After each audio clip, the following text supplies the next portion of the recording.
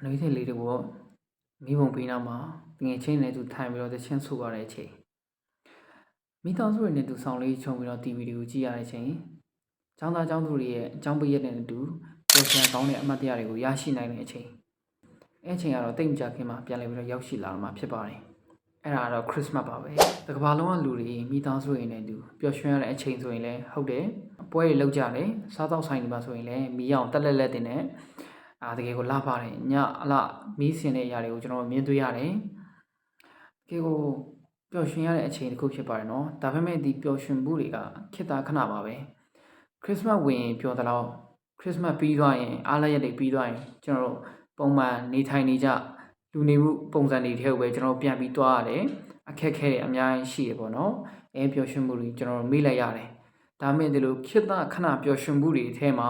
အင်မတန်မှတန်ဖိုးဖြတ်လို့မရတဲ့ထာဝရပျော်ရွှင်မှုတစ်ခုကတင့်ကိုစောင့်ကြုံနေဆိုတာတင်သိပါသလားတင်ရတာပျော်ရွှင်မှုခရစ်စမတ်မှာရတော့မယ်ဆိုရင်ခရစ်စမတ်ဝင်ရုံပဲမဟုတ်ဘူးခရစ်စမတ်ပြီးသွားပြီးအားလရက်တွေပြီးသွားရင်တော့မှခမရပျော်ရွှင်မှုကိုခံစားနေအောင်မှာဖြစ်ပါတယ်အဆုံးထိပြောရလို့ရှိရင်ခမရသိရင်တော့အဲ့ဒီပျော်ရွှင်မှုနဲ့အတူပျော်ပျော်ကြီးတည်ရတဲ့အထီကိုမှပျော်ရွှင်ရတဲ့ပျော်ရွှင်မှုမျိုးပါအဲ့ဒီပျော်ရွှင်မှုကိုအေးချမ်းတဲ့ဒီလိုအချိန်ခါမှာပဲဘုရားသခင်ကျွန်တော်လူသားတွေအတွက်လက်ဆောင်အနေနဲ့ပေးခဲ့ဖြစ်တယ်အဲ့ဒီပျော်ရွှင်မှုကယေရှုခရစ်တော်ရဲ့မွေးဖွားခြင်းဖြစ်တယ်ကျွန်တော်တို့ရဲ့အဖြစ်တွေကြောင့်ပေးဆက်ရမယ့်အရာတွေအတွက်လဝကတိုင်မှာသူ့ရဲ့အသွေးနဲ့အသက်နဲ့ပေးဆက်ခဲ့တဲ့ကတိကြီးယေရှုခရစ်တော်ရဲ့မွေးဖွားခြင်းပဲဖြစ်ပါတယ်ထိုယေရှုခရစ်တော်ကလွန်ခဲ့တဲ့နှစ်ထောင်ကျော်က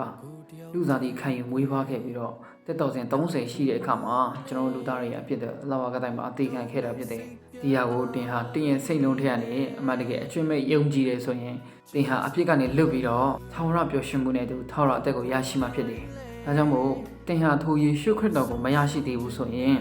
ဒီနေ့2025ခုနှစ်ရဲ့ခရစ်စမတ်ကာလမှာတော့ထိုသခင်ကိုရှာဖွေပြီးတော့ထာဝရပျော်ရွှင်မှုကိုအရယူလိုက်ဖို့အတွက်ကျွန်တော်အနေနဲ့ခွန်အားပေးခြင်းနဲ့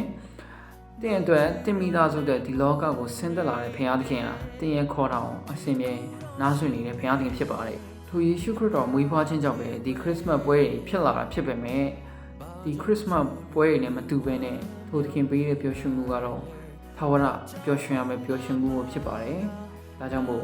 ဒီခရစ်စမတ်မှာတော့ထာဝရပျော်ရွှင်မှုကိုတင်းနေနဲ့လက်လွတ်မခံဘဲနဲ့ရှာဖွေလိုက်ဖို့ကျွန်တော်အနေနဲ့အတိပေးနေပဲဒီဗီဒီယိုဆုံးသက်လိုက်ပါတယ်အားလုံးပေါ်ပြန်ကောင်းကြည့်ပေးပါစေWe wish you a Merry Christmas. We wish you a Merry Christmas. We wish you a Merry Christmas and a Happy New Year.